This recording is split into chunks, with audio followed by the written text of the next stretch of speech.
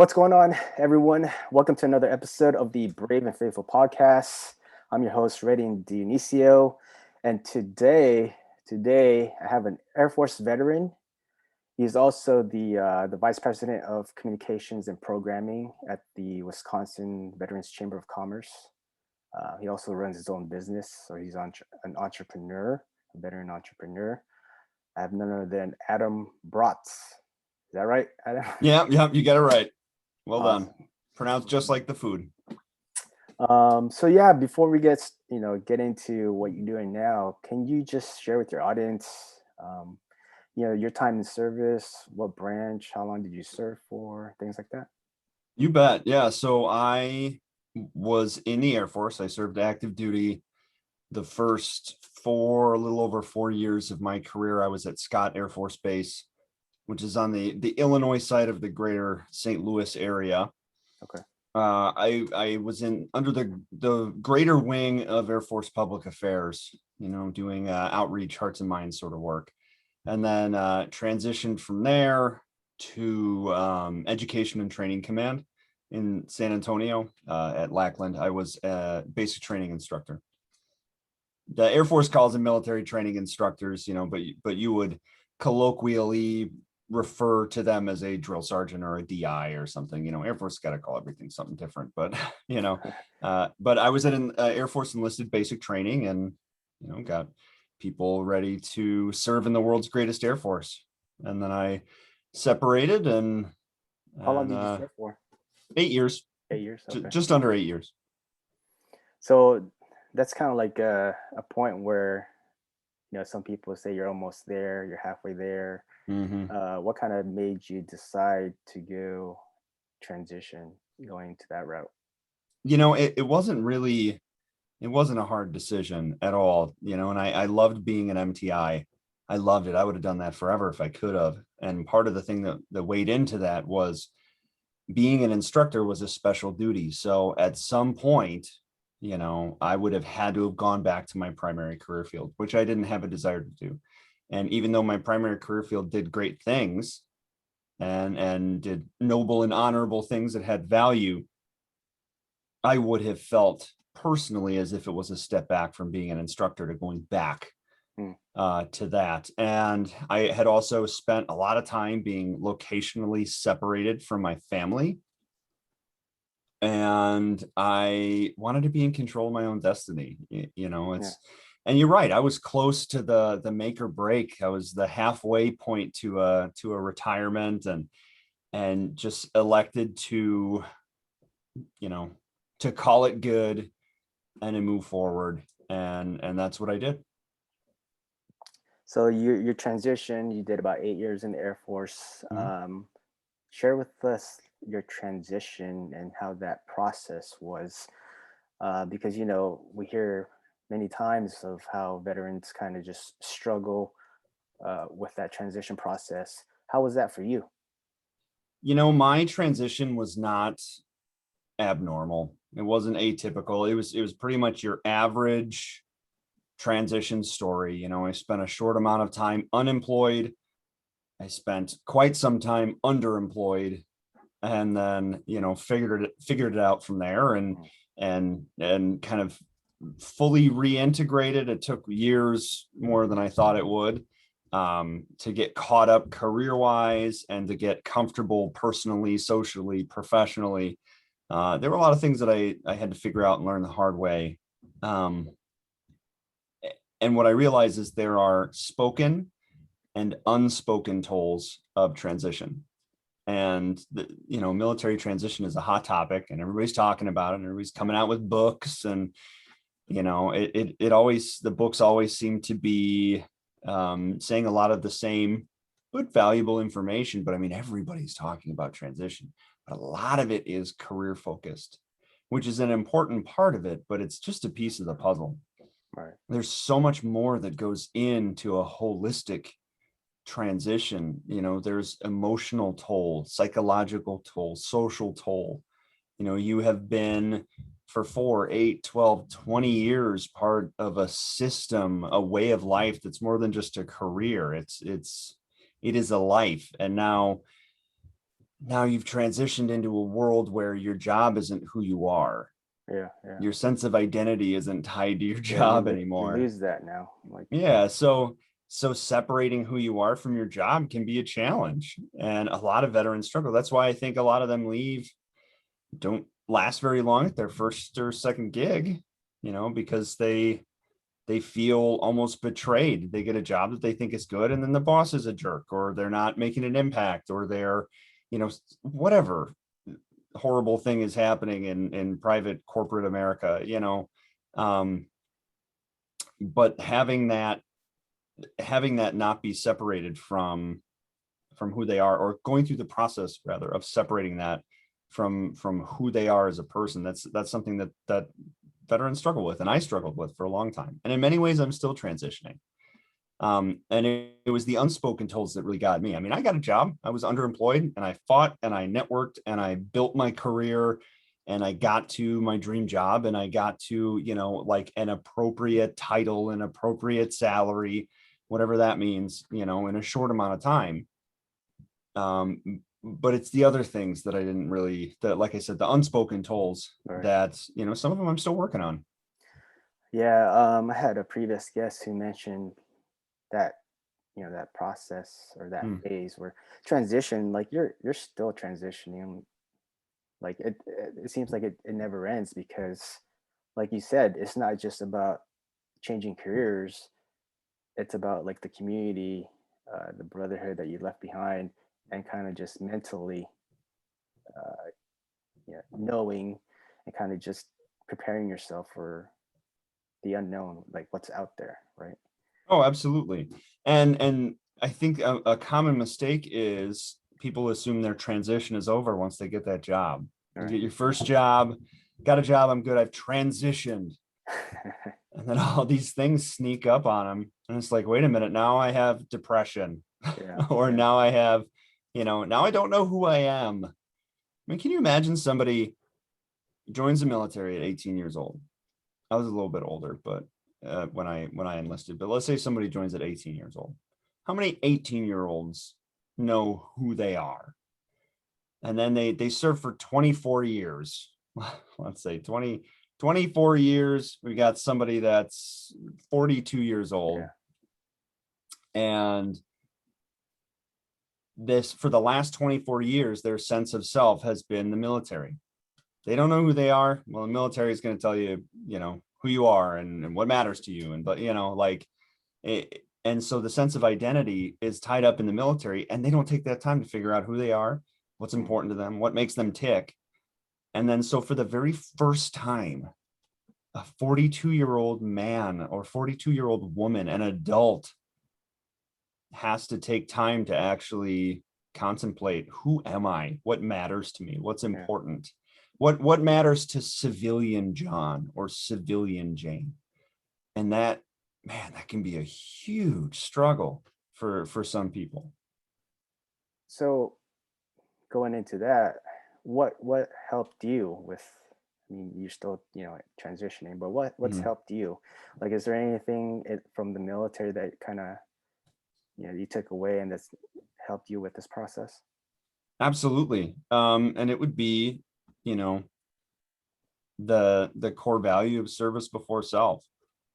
The second I started to see a pattern, I would have other veterans that I would talk to, and this is in my first post-service gig. Even I've been working for 6 months, and I start seeing speed bumps and hurdles and complications in my path that other vets had gone through, that said, I wish I would have known blank, or I wish I would have been prepared for blank, or if I could do it again differently, I would have done blank.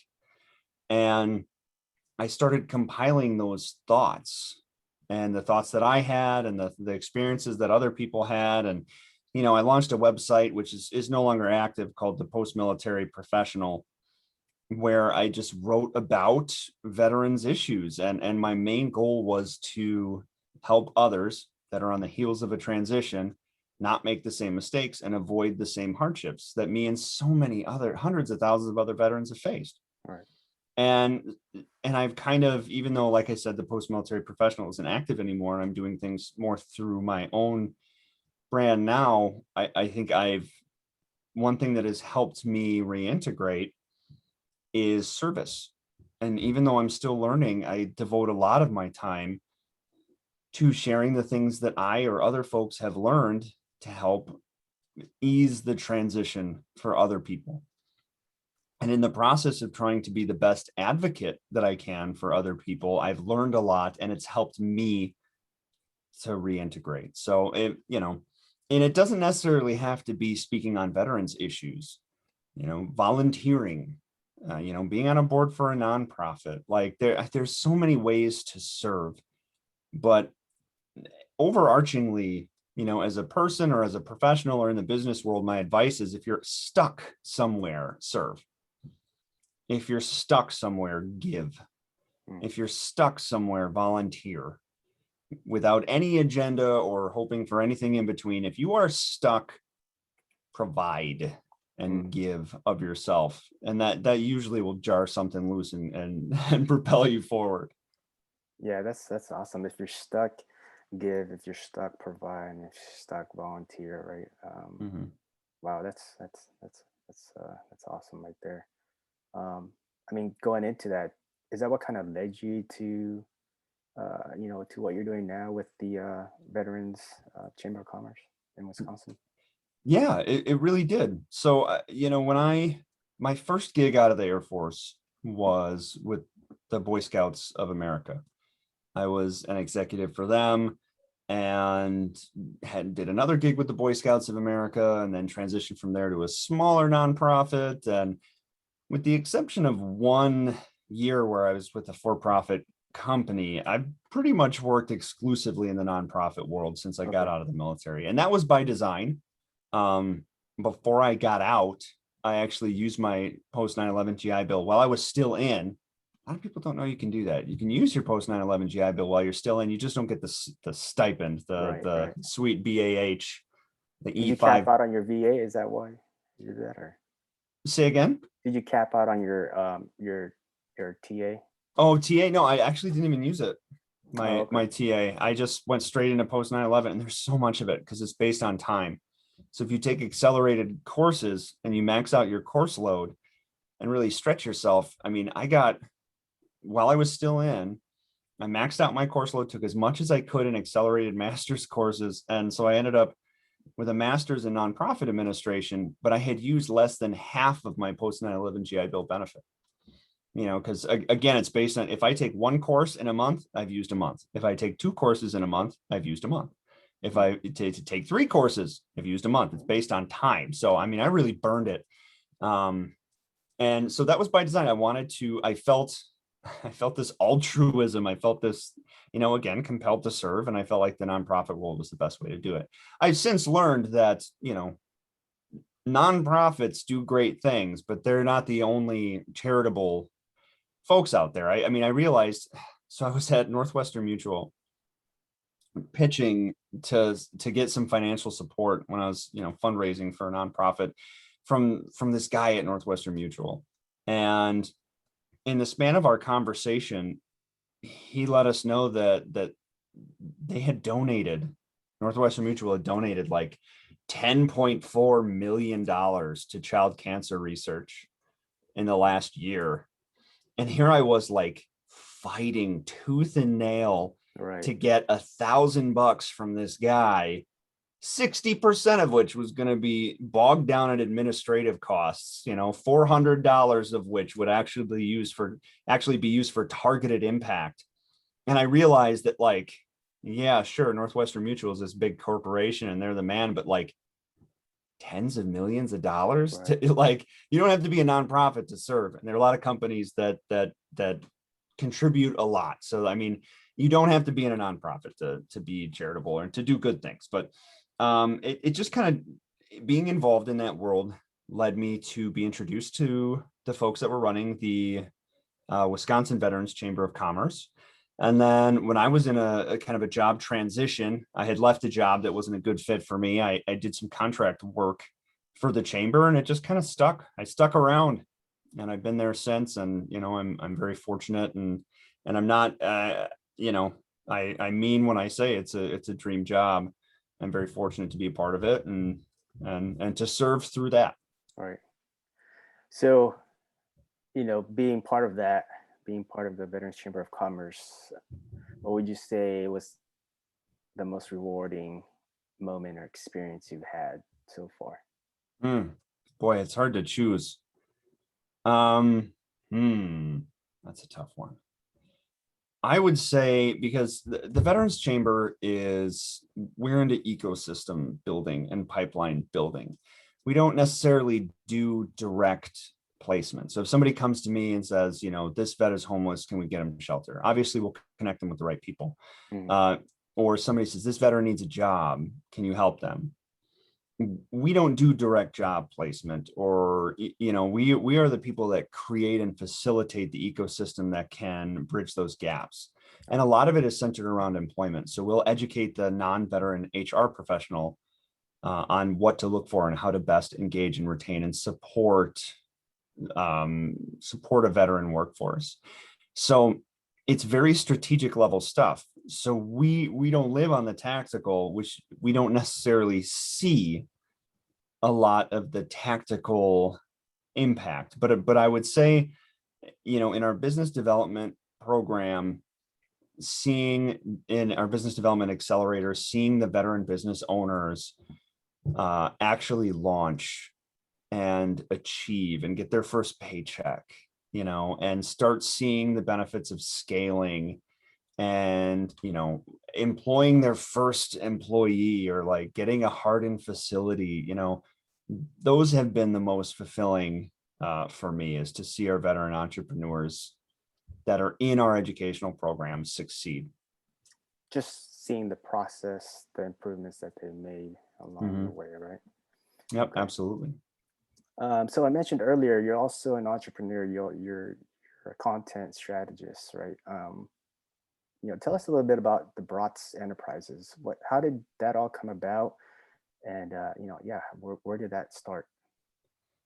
Well, Braatz Enterprises is basically the LLC, the name that I use to process any number of things that I do, and occasionally I will do some digital media work for people, and that'll be processed. The transaction will be processed through Braatz Enterprises, Hmm. um, or consulting, or coaching, or any number of things, education, clinics, seminars, speeches. Not really that many speeches, one or two, but um, what it basically is, now that it's in the forefront, now that I've kind of brought it out of hiding to be a brand, with a logo, that can be seen and interacted with across various platforms, it's basically the front facing part of my content creation.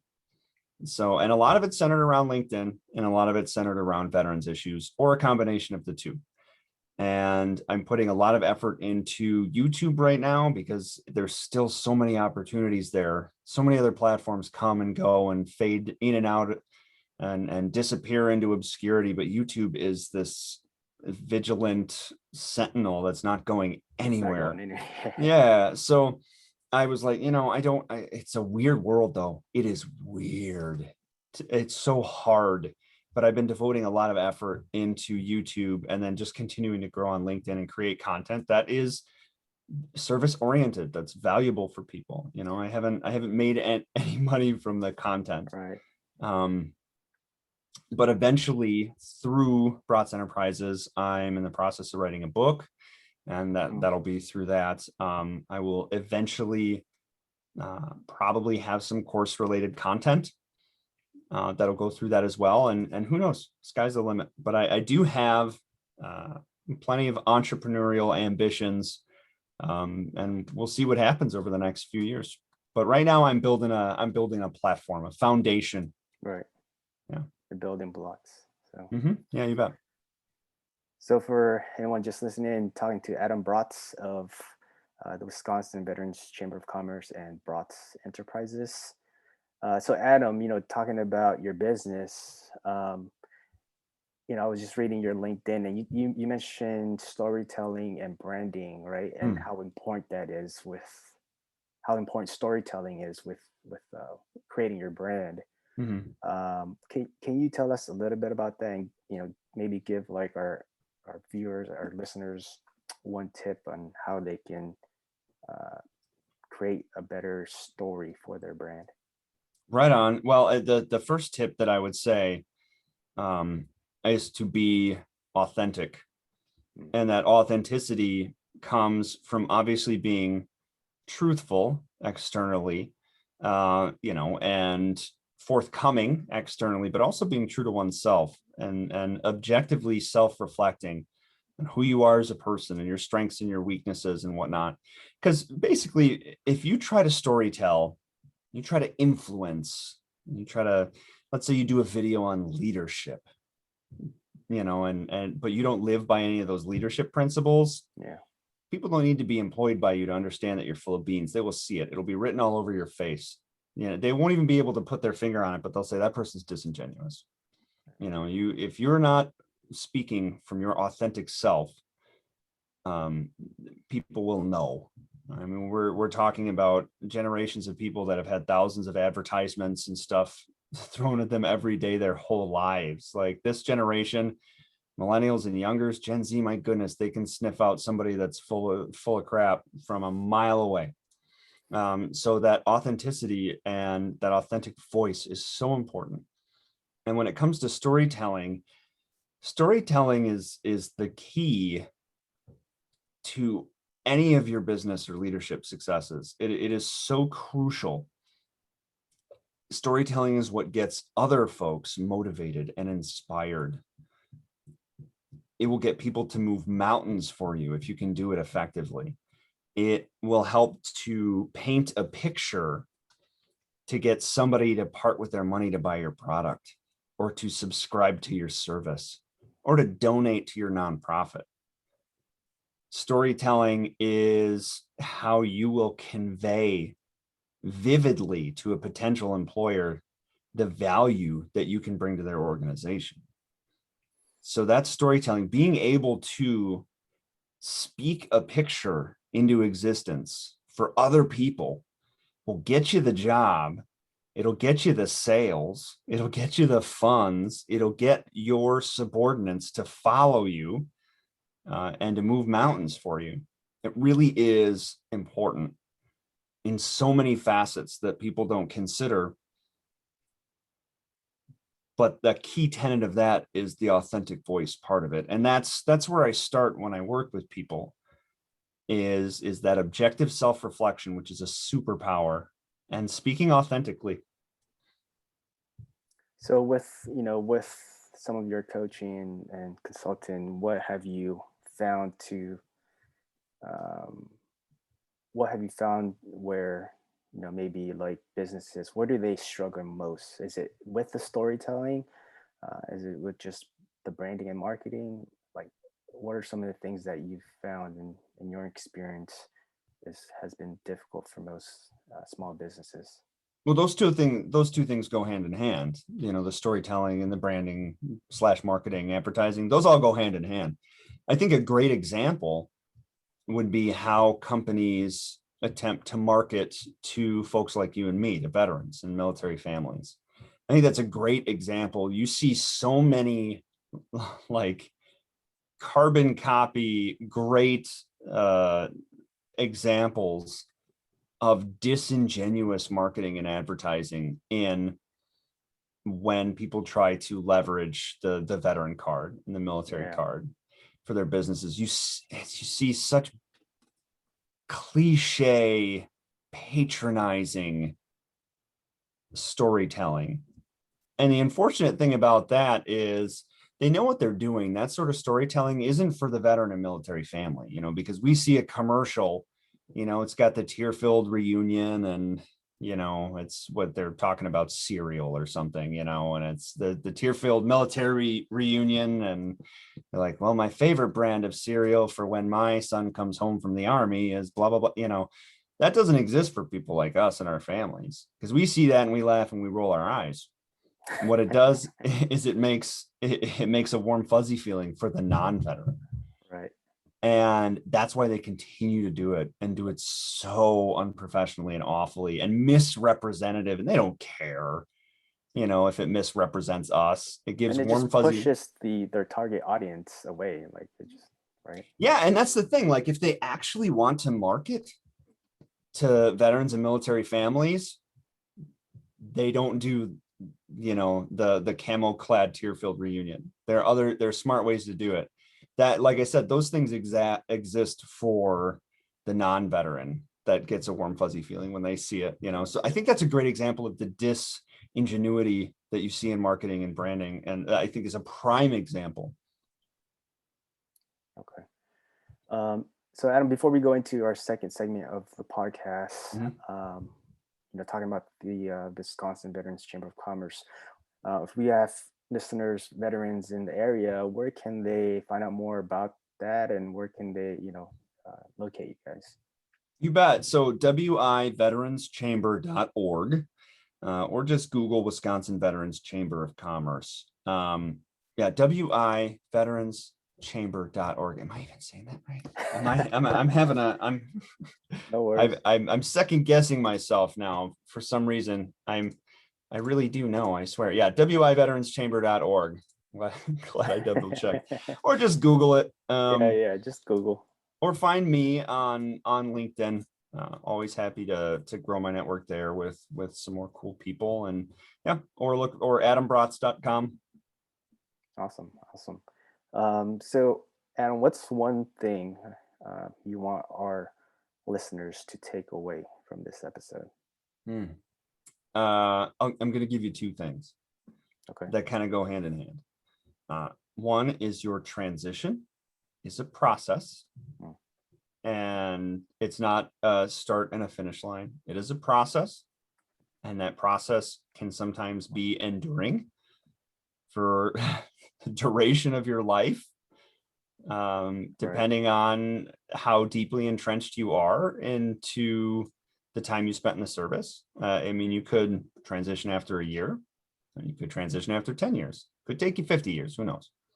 And there are different facets to that, and you should never be sheepish or shy about sharing those struggles.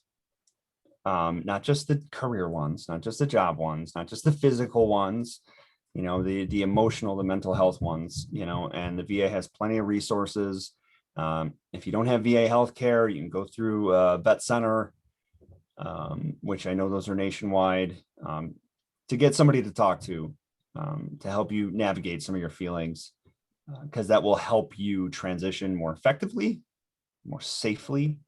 So that's the first thing. And then the second end of that coin is back in the authentic voice realm, is, work on your powers of authentic self-reflection, objective self-reflection. Really, really ask yourself who you are and listen to what you say in response. And do that as an exercise routinely. And that's something that'll help you transition.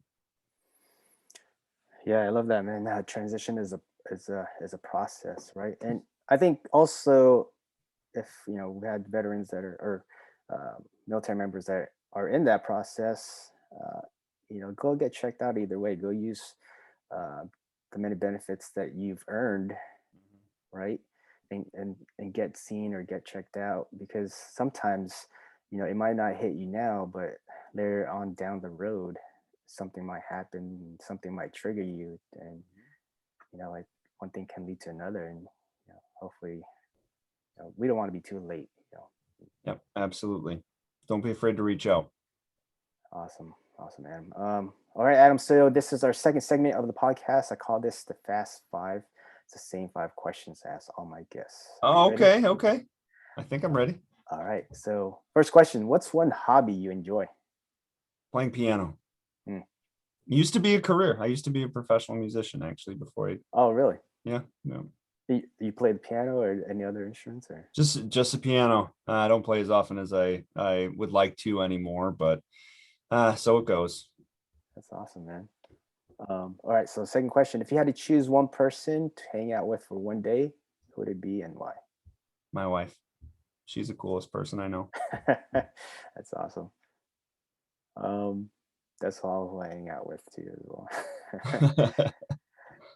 um, all right. So recommend a book for our audience to read. Ego is the Enemy by Ryan Holiday. And with an asterisk next to it, another book by Ryan Holiday, Oh, the Trust Me, I'm obstacle. Lying. Oh, okay. That's a good He's one got too. another one. The obstacle is the way. I read that as well. Oh yeah, I got to check that out. He's one of my favorite writers. He's a Yeah, pretty he's dense writer, and he references a lot. He quotes a lot from antiquity, which I think is really unique. yeah, You know. a lot of stoicism if you all into that. Mm-hmm. All right, Adam. Next question. What's your favorite quote and why? I did write this down in the questionnaire, but I can't remember what I Uh, put down. Henry Ford. Oh, oh, whether you think you can or you think you can't, you're right. I think is Yeah, the Henry Ford quote. Something I'm paraphrasing, but you know the one. That's a good one. yeah. That's one of it hits home, right? Like Mm-hmm. you think you can do it, you can, right? Like just I think you have to just try and not be afraid to struggle or fail. If Yeah. at least you went out there and you tried and did your best. I've been struggling with that lately. I've been on the heels of a couple of decisions that I or pulling the trigger on a couple of things that I know are good ideas. And I've been hemming and hawing and I don't really know. And I think I've realized, and one of my objective self-reflections is that it's fear of failure. I'm afraid of Right. falling on my face publicly. And so I need to get over it and suck it up, buttercup, and just make it happen. Because I would have much more regrets if I never tried than if I failed. Yeah. Yeah. That's a good point right there. Um, Adam, final question. Where do you see yourself in a year, 5 years, or even 10 years from now? Exactly where I am right now, but just with more of it. Mm, Like more in control of my career. Having more. Um, Obviously, having I would say 1, 5, 10 years from now, my entrepreneurial endeavors taking off wildly to the point where I have more resources to be more in control of my time and how I spend it. So, I enjoy spending time with my family now. I'd like to do more of that. I like to take time to be charitable. With my time and money, I'd like to have more resources to be able to do that. So, like, basically, just an amplification of everything that I'm doing right. right now would be lovely. So, just for anybody interested, can you share a little bit about your business and what you provide for others businesses? Right on. Well, I'm in foundation building mode right now, Okay. and I'm building what I call business karma. Business karma is very real. So if I'm anybody that reaches out to me right now and says, "Hey, will you help me with my LinkedIn profile?" I set up a virtual coffee and I'll pick their profile apart and spend some time with them if they're a veteran in particular. Okay. I'm being very charitable with my time, which can wear me out sometimes. But the one thing that I'm putting out there is if you work for or own a nonprofit organization of any kind, I will do a 90-minute seminar on LinkedIn with a Q&A in there for your entire staff for free. Mm, I did one with the Boy Scouts of America out of DC. I'm in the process of scheduling one with the Make-A-Wish Foundation somewhere in Texas. I can't remember which one, but like I'm putting it out there. If you work for a nonprofit organization, I just ask that we have like at least like 8 to 10 people, and plus on there, so it's worth everybody's time there. But like I want to nonprofits are suffering and struggling right now because of COVID and the impact it's had on our economy. And a lot of people that would fundraise or build revenue for their nonprofit the old school way had the rug pulled out from underneath them and didn't really, yeah. because they can't see they can't do the in-person coffee with the same sort of effectiveness or the in-person presentation for fundraising. So they need to diversify and build their network digitally. So they need a crash course on how to do it right, because there's a lot of wrong ways to do LinkedIn. So you work for a nonprofit and you can collaborate with another nonprofit. I'll teach 3 nonprofits at the same time. I don't care. You need information. You need to know how to leverage your network online to tell the story, back to storytelling, to tell the story of the impact of your organization. And then you will find that your fundraising endeavors are a little easier. And then when we're back to in-person stuff, you continue to do that. It's a hybrid networking approach, and you'll see you'll have a lot of success. But yeah, that's what I'm doing right now. My for sale product offerings are still in very much secret stealth mode. So if you catch me before I launch any of those, then I'm just here to help. That's all I want to do. Yeah. Actually, my last guest, Travis Johnson, he's a podcaster. He goes to Nonprofit Architect. So I mean, he might know. He consults with nonprofits, so he might be a good connection to link up with. And, oh yeah, right on. Yeah, that'd be great. Connect with other nonprofits. Adam, so one final question before we go. Where can our audience follow you? Where can they support you? Things like that. Yep, LinkedIn. Find me on LinkedIn.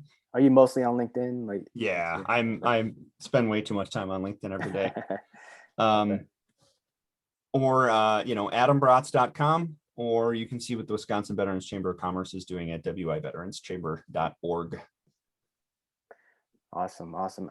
Hey, Adam, I appreciate the time again. Thank you. Yeah, you bet. Sharing a little bit about your story, the Wisconsin Veterans Chamber of Commerce. And also make sure you guys support Adam. If you know a nonprofit, connect with Adam, and he'll hook you up with some services. All right. Yeah, you betcha. Thank you. I appreciate the opportunity. Great chatting with you. Thanks again, brother. Till then, take it easy.